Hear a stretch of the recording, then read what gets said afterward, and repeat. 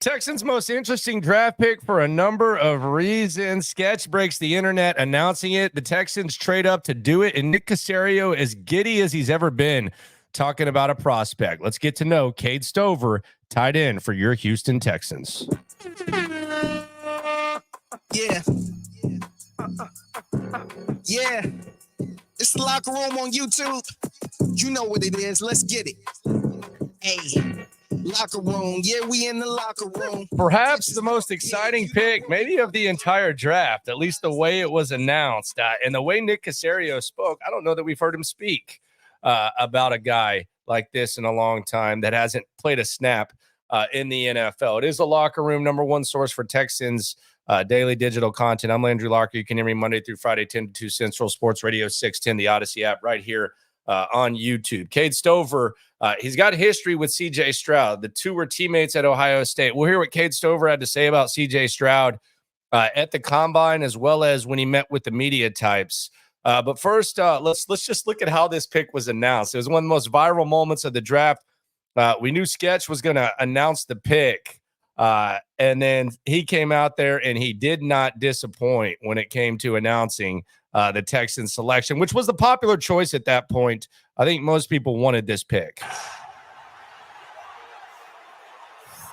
Yes.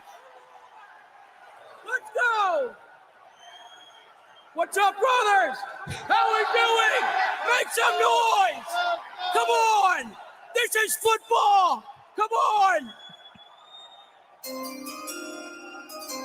The Philadelphia Eagles have traded the 123rd pick to the Houston Texans. With the 123rd pick of the NFL draft, the Houston Texans select Cade Stover, tight end, Ohio State. There you go. And he got the boos, obviously, because this is Michigan territory. So you're not going to, an Ohio State fan is not going to get love in Detroit. That is Michigan country. So Cade Stover is the pick. Sketch was excited, which is normal because he's Sketch. He's kind of an entertaining guy that's always a little bit happy, but find someone who loves you like Caserio loves Stover. Listen to Nick Caserio, Hardo Nick Caserio. Listen to him talk about Cade Stover and the traits that he possesses. The feedback out of Columbus in terms of work ethic, toughness, any stories about Cade Stover, things you guys heard? Yeah, whatever it is, it's elite. I mean, this guy is as tough and hard-nosed a player that they had in the program. Just kind of going back to the question and D'Amico's answer about developing players, I'd say Cade's a good example of a player who's only played tight end for 2 years, so he's certainly not a finished product, but he has the mindset and the work ethic to improve. I mean, how he was raised. I mean, this guy is everything you want in a football player and then more. I mean, he probably played hurt this year. I mean, I think he had an MCL or had an issue where, quite frankly, it would have limited some other players, but he just braced it up and he just kept playing football. So, I mean, I don't want to speak for D'Amico, but I think we feel the same way. This is probably one of our favorite football players in the entire draft, regardless of position, because of his mentality, because of his mindset. And he still is developing as a player. I mean, 2 years ago, he was playing defensive end in the Rose Bowl against Utah. Now he's, played tight end for 2 years, and here he is getting picked in the bottom of the fourth round. And his position is, we think tight end. That's why we drafted him. So, but I mean, blue collar as they come, and from a makeup, traits, toughness, mentality. I mean, this is an elite guy. Okay, I would say he likes him. Good Lord. Nick Caserio loves him some Cade Stover. Obviously, as soon as he was selected, the first question was, what's his relationship like with CJ Stroud? Cody Stutes was at the NFL Combine. I think Cody Davis was as well, and this is what he had to say, Cade Stover, about his relationship with CJ. And we'll hear him meet with the media types as well here shortly.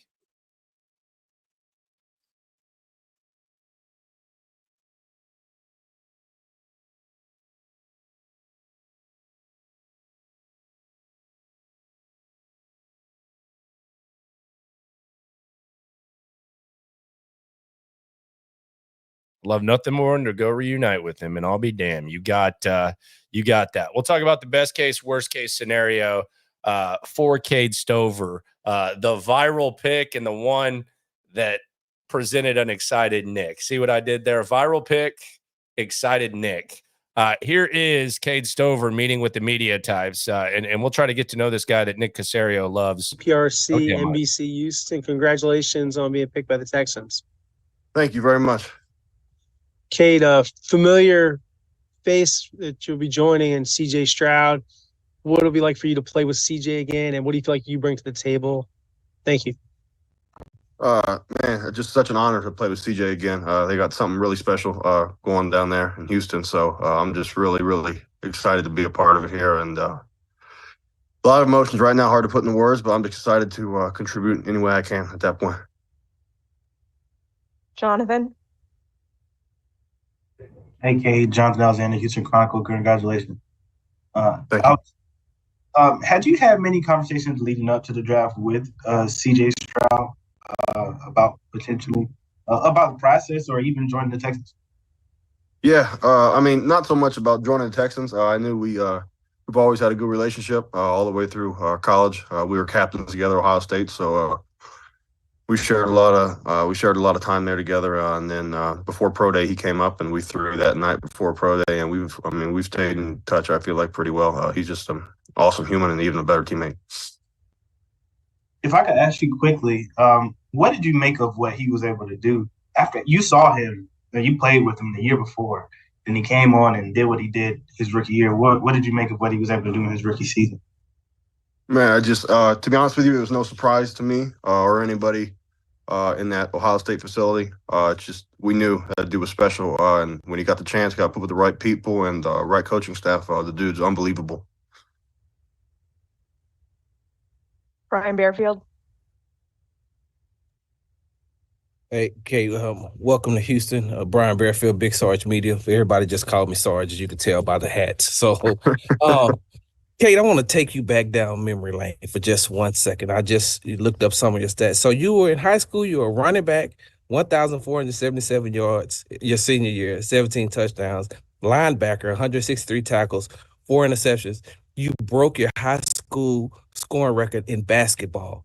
Overall athlete, even when you got to Ohio State, you were like a hybrid. They didn't really know where to put you until you ended up at tight end. So I say all that to ask you, the Houston Texans are getting an athlete who's willing to play anywhere and everywhere they need him, correct?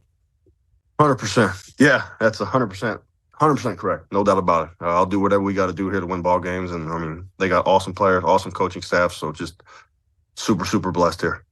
How much does that background help you to get through, college and now get you to where you are today? I think every day I've been thrown in a million different directions, pulled in a million different directions. And to be honest with you, I mean, nothing's ever gone like how it's supposed to on pen to paper in my life and my coaching career. So, I mean, my playing career, excuse me. And it's just, I feel like I'm battle tested and I feel like I'm ready to go. Thank you. Yeah. Cole.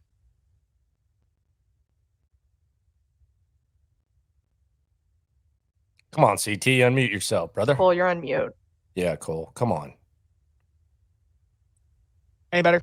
Cade, you got me? Yeah, I got you now. Cole Thompson, USA Today, Texans Wire. Congratulations on getting drafted. I just heard you kind of mention a little bit about coaching. You're talking about your coaching career, not your playing career.